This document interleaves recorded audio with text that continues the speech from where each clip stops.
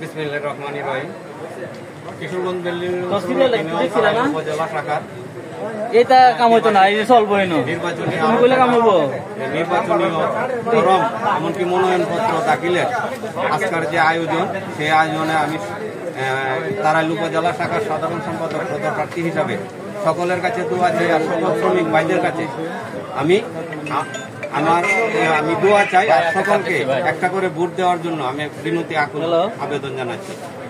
আর বিশেষ কথা হলো, আমি যদি উপযুক্ত হই, আমার ব্যাকগ্রাউন্ড দেখবেন, আমার চলাফেরা আচার আচরণে আমি যদি আপনাদের আমার ফ্যামিলি ব্যাকগ্রাউন্ড, আমার ব্যাকগ্রাউন্ড দেখে যদি আপনাদের মনে হয় যে আমি এটার যোগ্য, তাহলে অবশ্যই আপনাদের কাছে দোয়া চাই, আর আমি একটা করে ভোট চাই।